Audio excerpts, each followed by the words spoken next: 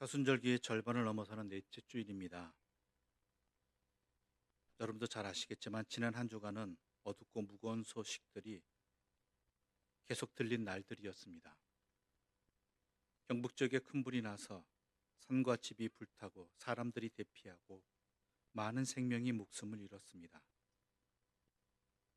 대부분 진화가 되었다고 하지만 아직도 두렵고 마음이 어둡습니다.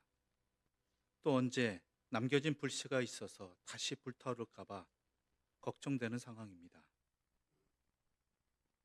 이제 막 싹을 틔우고 봄날의 성장을 다시 시작한 나무를 비롯한 식물들이 잿더미가 되어버렸습니다. 겨울을 견뎌낸 동물들이 수없이 불에 타 죽었습니다. 오랜 시간 그 자리를 지켜온 문화재들도 수많은 역사와 추억도 불타버렸습니다. 농사 준비로 분주하던 이들이 집과 밭을 잃어버리고 이재민이 되었습니다. 게다가 다시 추워지는 날씨로 인해서 피해 복구와 또한 이재민의 어려움은 더 심해질 것 같습니다. 게다가 미얀마와 태국 등지에서 발생한 지진은 수많은 생명과 재산상의 피해를 발생시켰습니다.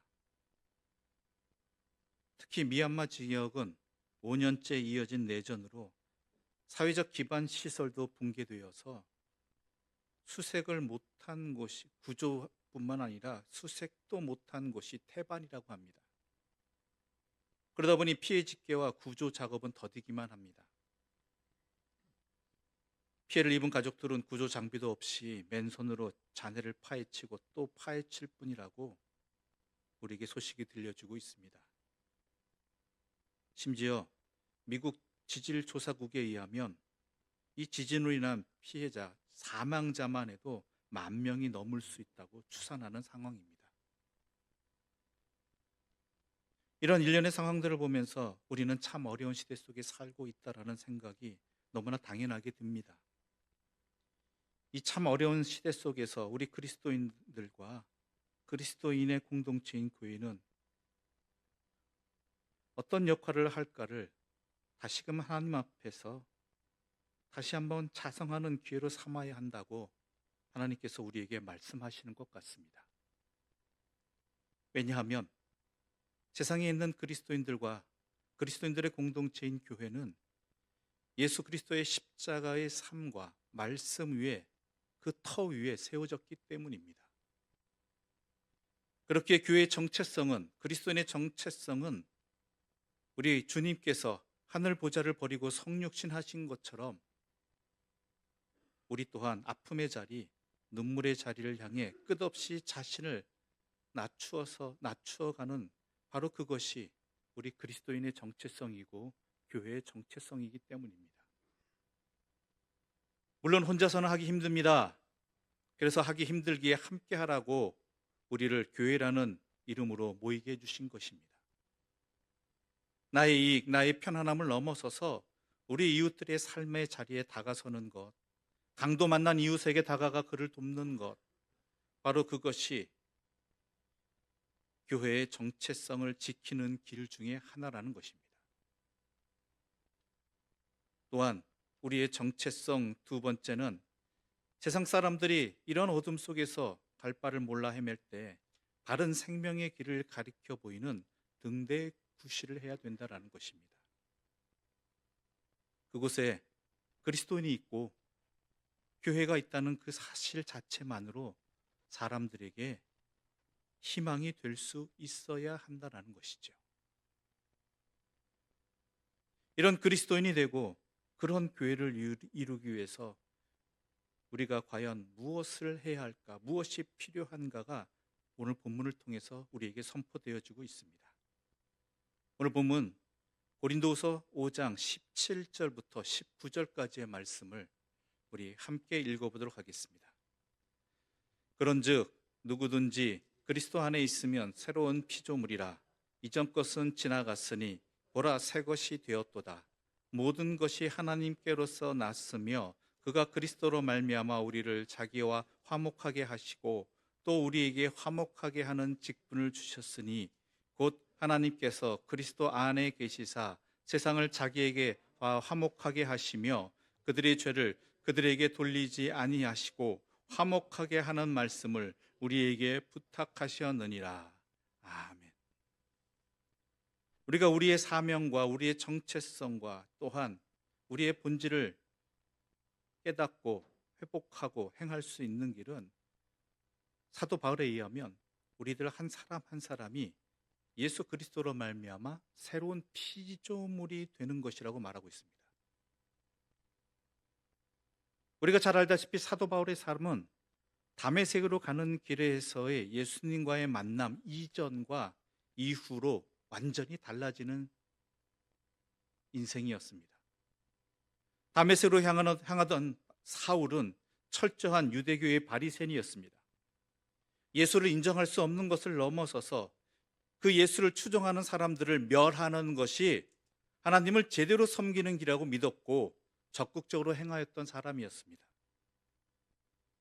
그런데 그런 그가 다메섹 도상에서 예수님을 만난 이후 그는 전혀 다른 사람이 되어버렸죠.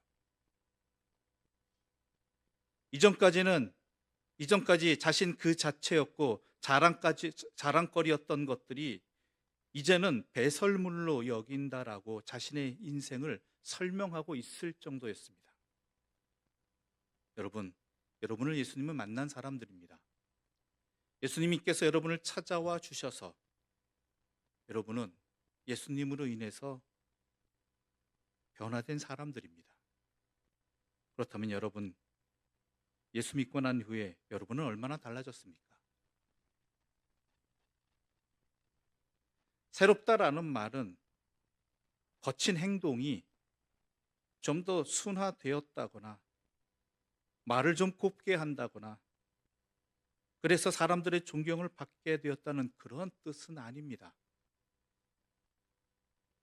예전보다 좀 더 착해졌다? 예전보다 더 너그러워졌다? 그런 것들이 아닙니다.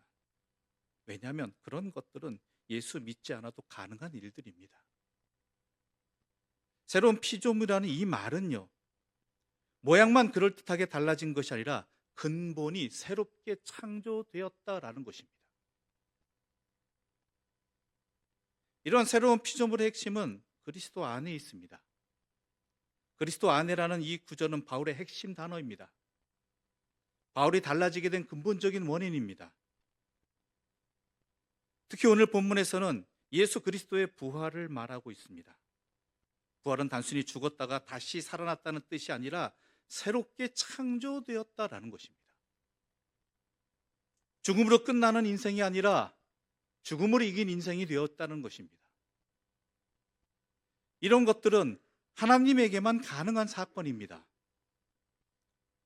그래서 부활은 하나님의 창조 역사입니다. 그래서 예수 그리스도의 부활은 전적으로 새로운 생명입니다. 그래서 바로 그 예수 그리스도 안에 있으면 우리는 질적으로 새로운 피조물이 된 것이란 이야기입니다. 바울은 바로 우리에게 그것을 말하고 있습니다. 그런데 우리가 그렇게 변한 것이 아니라 예수님이 우리 안에 오심으로, 우리와 함께 하심으로 우리가 그렇게 되었다라는 것이죠. 그렇다면 새로운 피조물은 도대체 어떻게 나타나는가? 자기 좋을 대로 생각하지 아니하고 말하지도 아니하고 행동하지도 않습니다. 하나님의 영광을 구하고 이웃의 유익을 우선적으로 구하는 것이 새로운 피조물의 대표적인 모습입니다. 이것을 사도 바울은 육신을 따라 알지 않는다라고 우리에게 말하고 있습니다. 16절 말씀 우리 함께 읽어보겠습니다. 16절입니다. 그러므로 우리가 이제부터는 어떤 사람도 육신을 따라 알지 아니하노라. 비록 우리가 그리스도도 육신을 따라 알았으나 이제부터는 그같이 알지 아니하노라. 육신이라고 표현된 헬라어 사르크스라는 단어는 우리 육체 자체를 말하고 있는 것이 아닙니다. 우리에게 익숙한 단어로 바꾸어 표현하자면 세상적인 것, 세속적이라는 단어가 아마 더 적합한 단어일 것입니다. 지금 내가 살아가고 있는 이 세상의 가장 중심적인 가치관을 말하고 있는 것이죠. 바울의 이 말은 이 세상에 한정되는 것에 내 삶의 중심을 두고 사는 것을 버리겠다라는 것입니다. 아니, 추구하지 않겠다라는 것이죠. 심지어 내 자신뿐만 아니라 다른 사람도, 세상도 이러한 세상적인 가치관으로 보고 판단하지 않겠다라는 것입니다. 왜요? 나는 새로운 피조물이므로. 사람들이 예수님을 죽게 한 것, 또한 다메섹 사건 이전에 바울이 예수 믿는 사람들을 핍박했던 것도 다 이 육신을 따라 예수님을 보았기 때문이라는 것이죠. 물론 시작은 그렇게 될 수 있습니다. 우리의 믿음의 자리도 그러하죠. 솔직히 예수를 믿게 되는 그 처음 시작은 우리가 필요하기 때문에 이 세상을 살아가는 데 있어서 지금 나에게 닥친 문제나 내가 곤란한 상황들을 예수님을 통해서 도움을 얻어서 해결함을 받고자 그렇게 우리는 시작될 수 있습니다. 그러나 거기에 머물러서는 안 된다는 것이죠. 그래서 사도 바울은 16절 하반절에 우리가 그리스도도 육신을 따라 알았으나 이제부터는 그같이 알지 아니하노라고 말하고 있는 것이죠. 그렇게 알지 말아야 된다. 그 자리에 머물러서는 안 된다는 것입니다. 육신을 따라 보게 되면 세속적인 판단에 따르면 명성을 얻고 재물을 얻는 것이 성공입니다. 그게 성공적인 인생이고 성공적인 교회입니다. 그런데 그게 없으면 또 불행해지는 것도 육신을 따라 하는 것입니다. 명성과 재물은 다 필요한 것이지요. 근데 문제는 모든 사람이 명성과 재물을 다 얻을 수 없기 때문에 서로 경쟁할 수밖에 없고 그 과정을 통해서 개인이나 공동체의 삶이 하나님의 뜻과는 다르게 파괴되어져 간다는 것이죠. 하나님의 뜻이 아닌 다른 것을 구하는 인생이 되어버린다는 것입니다. 사도 바울은 분명히 선포합니다. 그런 방식으로 삶을 바라보는 관점은 이제 끝났다라는 것이고 이제는 더 이상 추구해서도 안 된다라는 것이죠. 그것을 잘 드러낸 사건이 바로 예수 그리스도의 부활입니다. 예수 그리스도는 우리의 죄를 대속하시기 위해 죽으셨지만 그 예수를 핍박하고 죽인 것은 육신에 따라 보았기 때문이고 그 세속적인 판단 때문이었습니다. 그런데 예수는 그 죽음을, 그것으로 인해 죽임 당한 것들을 온전히 이기셨습니다. 이 땅에서의 생명으로만 끝나지 않는 영원한 생명으로 부활하셨고 그 생명을 우리에게 주셨다라는 것이죠. 그 말은 더 이상 우리들도 자신을 육신을 따라 살아가서는 안 된다라는 것이죠. 왜 그렇지 않은 생명을 주었음에도 불구하고 왜 여전히 옛 것을 따라 옛 사람을 따라 살아가느냐라는 것입니다.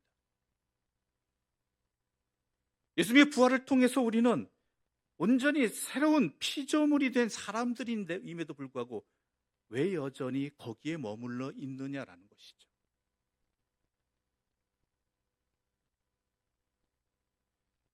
예수님의 부활은 우리에게 이 세상을 전혀 다른 새로운 시각으로 바라보도록 가르쳐주고 계시는 것입니다. 우리의 눈을 뜨게 해주신 것이죠. 그뿐 아니라 그렇게 바라볼 수 있는 능력의 근거이기도 한 것입니다.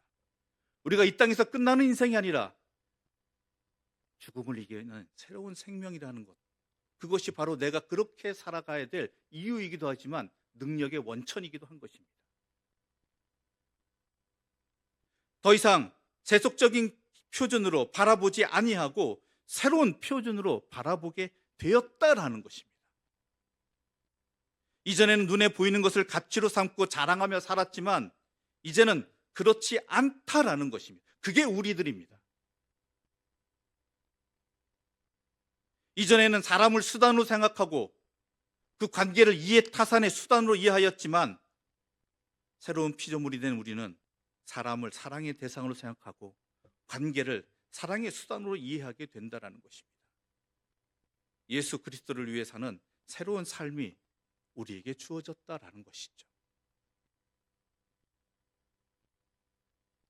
이것이 바로 우리가 새로운 피조물이라는 그 말입니다. 새로운 피조물로서 우리의 삶의 모든 것들을 제대로 보아야 한다는 것이고 제대로 살아가야 된다는 것이죠. 이 말은 우리 자신들이 과연 그러하냐고 바울은 묻고 있는 것이고, 바울의 말씀을 통해서 하나님께서 우리들에게, 우리 교회들에게 묻고 계시는 것입니다. 무엇으로 바라보고 있느냐? 무엇으로 잘 살고 있는지 아니면은 잘 못 살고 있는지 무엇으로 판단하느냐라는 것이죠.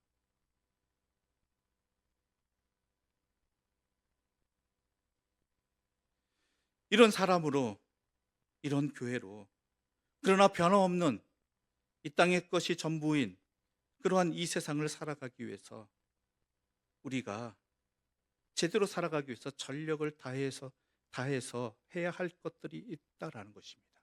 어떻게 하면 그렇게 살 수 있느냐? 20절의 말씀입니다. 20절입니다. 그러므로 우리가 그리스도를 대신하여 사신이 되어 하나님이 우리를 통하여 너희를 권면하시는 것 같이 그리스도를 대신하여 간청하노니 너희는 하나님과 화목하라. 어떻게 하면 그렇게 할 수 있겠느냐? 하나님과 화목하라는 것입니다. 하나님과 화목하라. 새로운 피조물로서 살아가기 위해서는 먼저 하나님과 화목해야 한다는 것입니다. 여기서 먼저 분명히 우리가 알아야 될 것이 있습니다. 첫 번째로 알아야 될 것은 화목하라는 말은 화목하지 않다, 지금 화목하지 않다라는 그 전제가 있다라는 것이죠. 화목한데 화목하라고 이야기하지 않지 않습니까? 화목하라는 이야기는 지금 화목하지 않다라는 것입니다. 그리고 두 번째, 이 말은 다름 아닌 고린도 교회 사람들, 이런 핍박과 박해의 상황 속에서도 예수를 믿고자 하는 사람들에게 하는 말이라는 것입니다. 예수 안 믿는 사람들에게 한 말이 아닙니다. 우리들에게 하는 말입니다.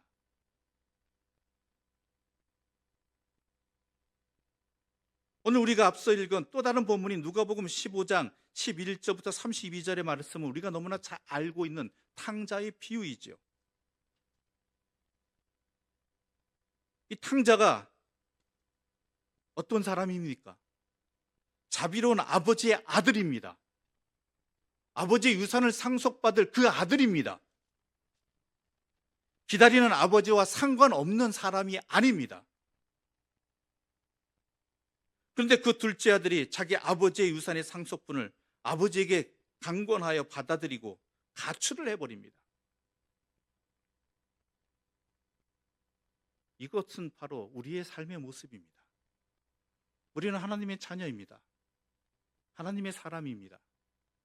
하나님으로부터 모든 것을 받은 사람들입니다. 그런데 하나님께로 받은 그것을 아버지를 떠나는데 아버지의 뜻과는 상관없이 자기 마음대로 살아가는데 써버리고 있다는 것이죠. 당시 유대의 풍습 속에서 아버지에게 유산을 요청하는 것은 아버지 생전에 있을 수 있는 일입니다. 공평하게 분배해 달라는 것이죠. 그렇지만 그 유산을 아버지가 돌아가시기 이전에 쓰는 것은 아버지를 죽은 사람 취급하는 막강한 엄청난 불효였습니다. 아무리 자기 분할한 목이 있다 할지라도 아버지가 돌아가신 이후에야 쓸 수 있는 것이죠. 그런데 이 아들은 그랬다라는 것이죠. 아버지가 살아계신데 아버지를 죽은 사람 취급했다라는 것입니다. 자기 욕망을 위해서. 이게 우리들의 모습 아닙니까? 우리의 모든 것은 하나님께로부터 받은 것임을 알고 있다라면 하나님을 생각하고 하나님의 뜻대로 살아야 되는데 하나님을 죽은 자처럼 취급하고 살아가고 있지 않는다라는 것이죠. 하나님과 상관없이 우리에게 허락되어진 것들을 내 마음대로 내 욕망을 위해 허비하고 있지는 않느냐라는 것입니다. 모든 것을 탕진했습니다. 죽을 지경이 되어서 유대인으로서 가장 금하고 있는, 온 가문의 명예를 더럽힐 수 있는 돼지 농장의 일꾼으로 들어가 버립니다. 게다가 돼지 먹이로 겨우 목숨을 부지했습니다. 이 모든 것들이 아버지와의 관계가 깨어졌기 때문에 벌어진 운명이지요. 이게 바로 죄로 인해서 벌어진 우리의 실존입니다. 여러분, 우리는 지금 내 자신은 잘 살고 있다고 생각하십니까? 아버지의 유산을 받은 자답게 아버지를 생각하며 아버지를 모시며 살아가고 있습니까?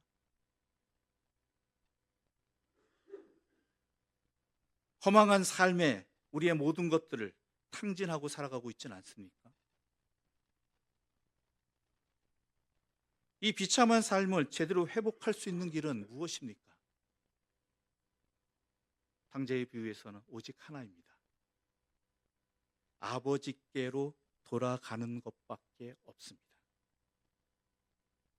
하나님과 화목하는 것밖에 없습니다. 조금 더 돈을 모으는 것, 조금 더 실추된 명예를 회복시키는 것, 물론 세상적으로는 맞는 말입니다. 그러나 성경은 아니라고 말합니다. 오직 한 길, 아버지와 화목하는 것밖에 없다라고 말하고 있는 것이죠. 그런데 비유야 그렇다지만 과연 우리가 하나님과의 화목이 실제로 가능한 일입니까? 우리의 능력으로 할 수 있는 일입니까? 사도 바울은 이런 우리들에게, 우리 절망에 사로잡힌 우리들에게 21절에서 이렇게 말하고 있습니다. 21절 말씀 함께 읽어보겠습니다. 하나님이 죄를 알지도 못하신 이를 우리를 대신하여 죄로 삼으신 것은 우리로 하여금 그 안에서 하나님의 의가 되게 하려 하심이라.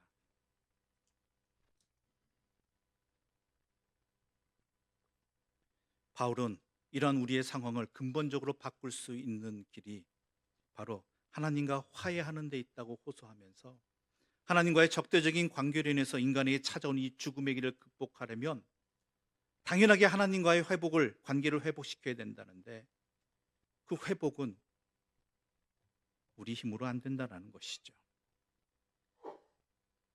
그것이 여실히 잘 드러내고 있는 것이 여전히 죄와 죽음이 우리의 삶을 지배하고 있다는 이 현실입니다. 그래서 바울은 새로운 차원의 길을 제시한 것입니다. 바로 하나님이 죄를 알지도 못하신 이를 우리를 대신하여 죄로 삼으셨다. 또한 18절에서 사도 바울은 이렇게 말하죠. 그가 그리스도로 말미암아 우리를 자기와 화목하게 하셨다. 이어서 계속 말하죠. 하나님께서 그리스도 안에 계시사 세상을 자기와 화목하게 하셨다. 여기서 우리는 두 가지 중요한 사실을 깨닫게 됩니다. 하나는 하나님과의 화목은 하나님에 의해서 준비되었다라는 것입니다. 다른 하나는 예수 그리스도가 하나님과 화목을 이루는데 그 토대라는 것이죠. 예수 그리스도께서 인간의 반역의 죄값을 대신 치러주심으로 하나님께서 인간과 단절된 관계를 회복시켜 주셨다라는 것입니다. 그 은혜가 인간이 구해서 나온 것이 아니라 그 모든 것이 하나님께로부터 났다라는 것입니다. 화목의 주체가 사람에게서 하나님에게로 옮겨졌다라는 것입니다. 사람에게는 불가능했던 것들이 이제 하나님에 의해서 가능해졌고, 오직 하나님에 의해서 가능해졌기 때문에 다른 길은 전혀 없다라는 것이죠. 그래서 우리는 하나님과의 화목이 반드시 아버지께로 향하는 길에 있어야 한다는 것입니다. 그런데 이것이 단 한 번의 사건으로 끝나지 않는다라는 것이죠.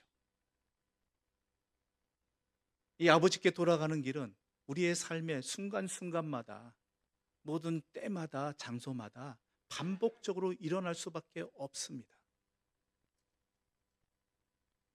한 번 용서를 받았다고, 한 번 회복을 입었다고, 다시 한번 아버지의 자녀로 회복되었다고, 그 삶을 지키며 누려는 것이 우리에게 당연한 삶임에도 불구하고, 새로운 피조물의 모습임에도 불구하고 우리는 거듭거듭 가출하고 있고 거듭거듭 낭비하고 있다는 것이죠.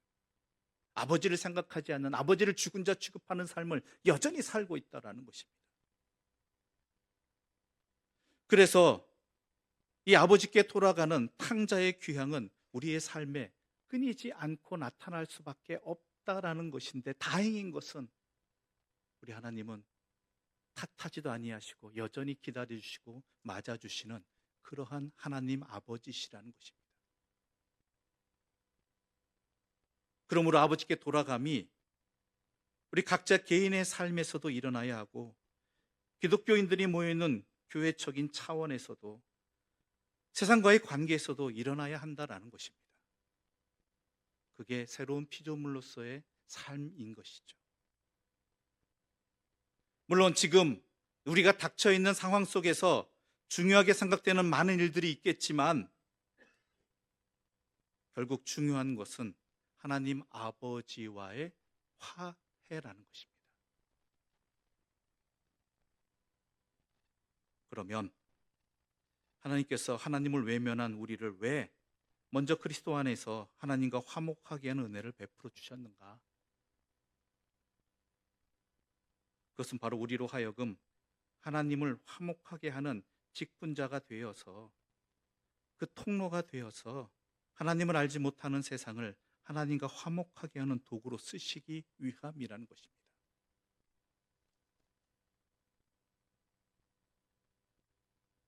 그런데 어떻게 그 직분, 그 화목하게 하는 직분을 감당할 수 있는가? 19절 말씀 우리 함께 읽어볼까요? 19절입니다. 곧 하나님께서 그리스도 안에 계시사 세상을 자기와 화목하게 하시며 그들이 죄를 그들에게 돌리지 아니하시고 화목하게 하는 말씀을 우리에게 부탁하셨느니라. 19절에는 화목하게 하는 말씀을 우리에게 부탁하셨다고 말하고 있습니다. 우리가 화목하게 하는 직분을 대체 무엇으로 감당할 수가 있는가라는 그 질문에 대한 대답이 바로 19절의 말씀인 것이죠. 하나님의 말씀으로 그 직분을 감당하라는 것입니다.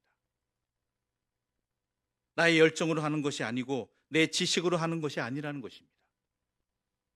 내가 무엇을 가져서가 아니라, 무엇 자격이 있어서가 아니라, 바로 하나님의 말씀으로 우리가 그렇게 해야 된다는 것이죠. 여러분, 말씀이라고 해서 우리가 말하는 그 자체만을 말하는 것이 아닙니다. 우리의 삶이 하나님의 말씀대로 살아가는 것, 뜻대로 살아가는 것, 바로 그것을 통해서 세상과 화목해 하는 그 직분을 감당해야 된다는 것이죠. 하나님의 말씀대로 한다는 것은 하나님의 가치관, 하나님의 기준으로, 하나님의 사랑으로 행한다는 것입니다. 세상이 말하는 기준, 세상이 말하는 가치관, 내가 이렇게 하면 저렇게 응답이 오겠지, 내가 1 더하기 1을 하면 2가 되겠지, 아닙니다. 내가 하나를 용서하면, 아니 3, 4번을 용서하면, 아니 7번을 용서하면 저 사람이 한 번은 응답하겠지, 아닙니다. 하나님의 계산법을 하는 것이고, 하나님의 말씀으로, 내가 받은 하나님의 말씀으로 은혜를 가지고 행하라는 것이죠. 하나님 기준으로 살아가라는 것입니다. 그리고 바로 교회는 그런 삶을 연습하는 곳이 되어야 합니다. 실천할 수 있는 통로가 되어야 되는 것입니다. 그리스도 안에서 변화된 진실한 사람 하나하나가 세상의 희망입니다. 수천 명이 굶주리고 있는 그 땅에 한 아이의 자기 한 끼의 도시락이 그 모든 사람을 배불리고 남음이 되었듯이, 주님 앞에 자신을 온전히 드린 그 변화된 진실한 사람 하나가 세상의 희망이 되는 것입니다. 숫자가 문제가 아닙니다. 우리는 세상의 화평이 되라고 부름을 받은 사람들입니다. 이게 바로 우리 교회의 존재 이유이기도 한 것입니다. 우리 교회가 더욱 낮은 곳을 향해 내려가고 길 잃은 사람들의 등대 역할을 잘 감당하라고 하나님께서는 우리를 불러주셨고 우리를 모아주셨습니다. 혹이나 우리가 연약해서 나 혼자만으로 힘으로 안 되겠다고 근심하고 있을 때 너와 함께할 주님께서 예비한 사람들이 바로 이곳에 있다라고, 이들이다라고 말씀해 주시는 것이 바로 교회가 되는 것이죠. 물론 억지로 노력한다고 해서 이루어지는 것은 아닙니다. 하지만 우리가 이러한 신앙적 수행 과정을 성실하게 추구하게 된다라면 보혜사 성령께서 연약한 우리를 도우셔서 우리를 죽음의 삶이 아니라 생명의 토대로서 살아갈 수 있도록 우리를 도와주실 것입니다. 그러한 믿음을 가지고 우리의 삶을 주님 앞에서 다시 한번 새로운 피조물로서 회복시켜 나가는 그 삶의 자리를 살아나가는 이 사순절 기간이 되기를, 이 아픔의 땅에 등대가 되어져가는 우리 모두가 되어져 가기를 간절히 소망하면서 이 말씀을 함께 나누었습니다. 기도드리겠습니다.